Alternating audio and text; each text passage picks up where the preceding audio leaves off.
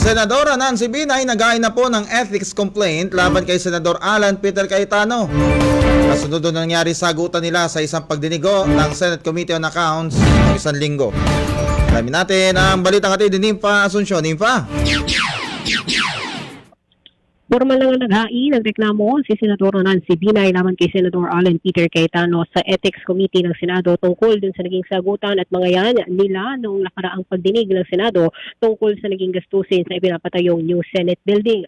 Nag-ugalit ng paghain ni Binay matapos nga sabihin ni Cayetano sa naturang pagdinig na dun sa name calling na ginawa ni Senador Cayetano dun sa pagdinig kung saan tinawag niya si Senador Binay na Marites at sinabihan pa nitong na buang Kanaday.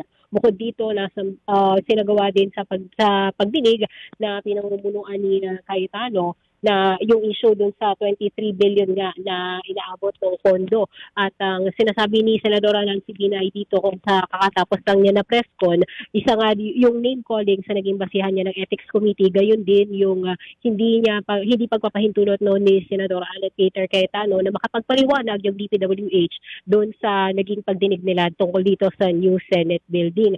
At isang pagkakataon pa dito sa naging press con ay naging emosyonal si Senadora Nancy Binay dahil sabi niya bilang isang ina ayaw na niyang pumayag na mga ulit yung nangyaring tila pang hamak sa kanilang pamilya noong 2016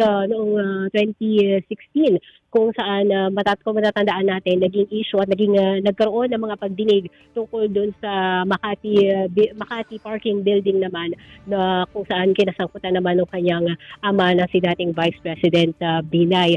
At kanina, nung nag-file ng ethics complaint, sinamahan natin sa Senadora Nancy Binay. Una siyang nagpunta doon sa opisina ni Senate Ethics Committee Chairman at Majority Leader Tol Tolentino. At sumunod naman ay nagbigay siya, personal siyang nagbigay ng copy ng complaint niya doon sa opisina naman ni Senador Alan Peter Cayetano. Yan muna yung mga kaganapan mula sa Senado. Ito si Nympha Asuncion para sa Radyo Pilipinas.